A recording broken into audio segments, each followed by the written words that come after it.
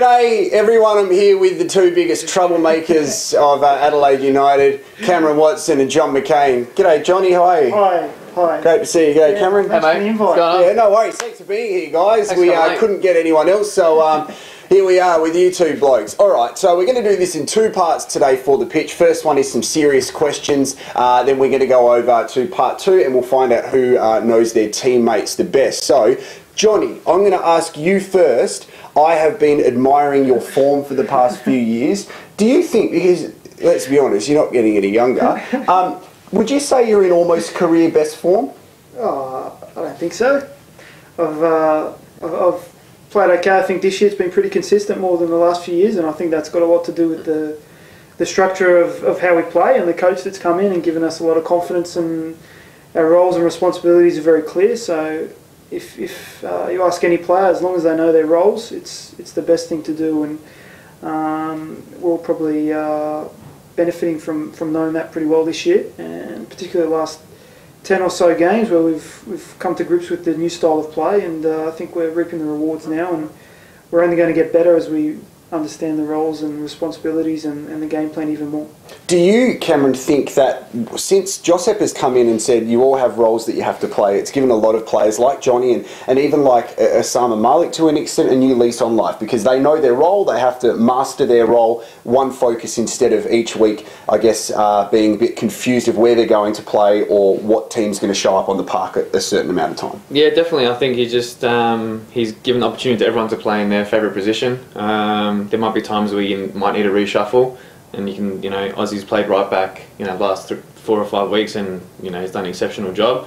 But yeah, he gives that confidence to everyone playing their position, and I guess he just gives you the opportunity to put trust in yourself and in him, and then once you prove it to him, yeah, he backs you all the way. He gives you that confidence, and it shows in the park as well. Okay, so we got a game tomorrow night, or you may be watching this in 2018, so we had a game at some stage. Wellington Phoenix. Now, they're in a bit of weird form. Sometimes they're smashing teams, other times they're getting smashed, but there's been a short turnaround because we had the victory on Saturday night. So what's training been like following? I guess it was a pretty disappointing weekend over in Melbourne.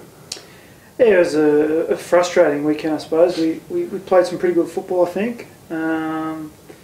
But the one result that a lot of people talk about is obviously the loss, and we hurt from that. And the change room after the game was a bit like a final, really, like we got knocked out of the whole comp. It was really sombre, and boys are gutted, and it's hard to hear you've played well when you've lost a game, particularly a game against your rivals, and you felt like you've played pretty well. And a lot of people have said that we kind of had the better of the game, and in terms of the football style and how we played, we probably outplayed them. But having said that, we made a few mistakes, and a team like Victory capitalised, and they're very good up front, and that's what they do in transition moments and hurt us. So it has been a short turnaround. We had to lick our wounds pretty quick and come back Monday. I had a training session on Monday morning, and Tuesday morning and Wednesday morning we trained as well today. So getting ready for the game tomorrow. But it's important to move on quickly, because the beauty of football is you've always got next week.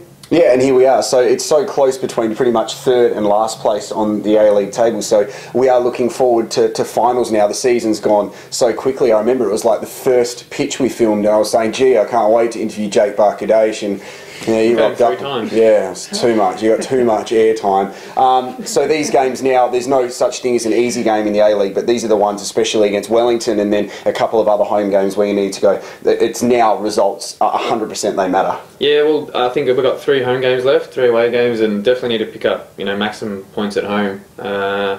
And just because the fact that as you said, from third to last place is so congested, and I think if you drop a couple of games here and there, you find yourself out of the 6, and that's the last thing you want, especially in the position that we're in now.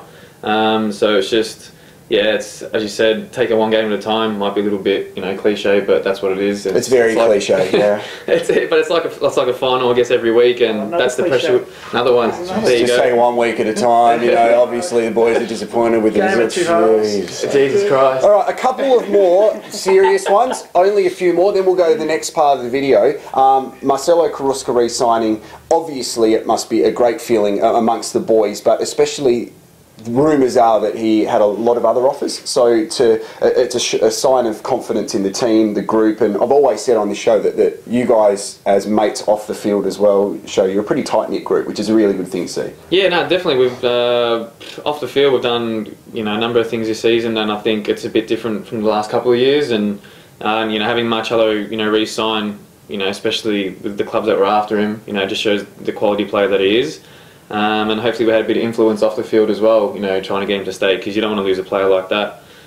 So he's here for next season, and we're happy. He's happy, which is the main thing. And I guess the fans as well, they'll be especially excited to have him here for next season as well. So it's good. All right, one more to you in a second, Johnny. I want to talk about contract. I don't want to get too specific about it, but as I said, you're not getting any younger. So when it comes to things like these decisions you have to make, it's not just about you anymore, is it? Because you've got a young family where you think of schooling and the environment that you're going to bring your kids up in. So this is something. It's not just a football decision anymore for you, is it? Yeah, that's right. There's a lot of factors. It's obviously the financial factor is one factor. My family situation is another factor.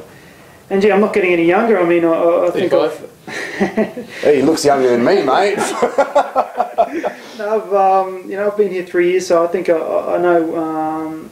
I think people know kind of what they're going to get from me, and obviously with the coach, he's familiar with how I play, and I want to stay. It's pretty simple. I want to stay. My family's very settled here.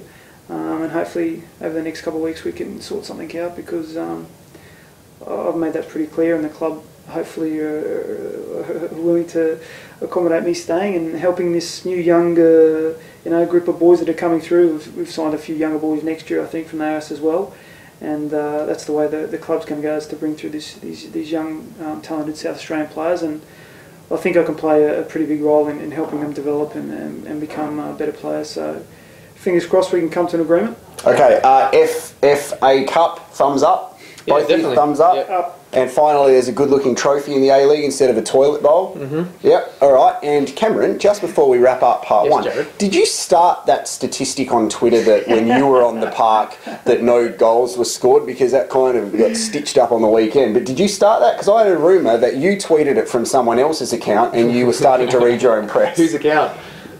C Watson 14 hashtag. I think I don't know where that came from, to be honest. He does. I didn't do it, but Johnny was hammering me about it for a bit, so he was probably on spreading the word. Probably came from his account. Well, apparently Eugene wasn't happy with it. That's why I let through that Archie Thompson goal. G'day, Huge, if you're watching. All right, so that's the serious stuff out of the way. I'm joined by Jon McKain and Cam Watson from Adelaide United. Go to part two, because we are going to stitch up all of their teammates. I've done a survey amongst all of them. We're going to see who knows them the best. I'm going to swap positions on the couch just so the guys can't see the questions, and it should be really entertaining. And if it's not, have a look on YouTube for funny cat videos, because they're awesome. This is the pitch.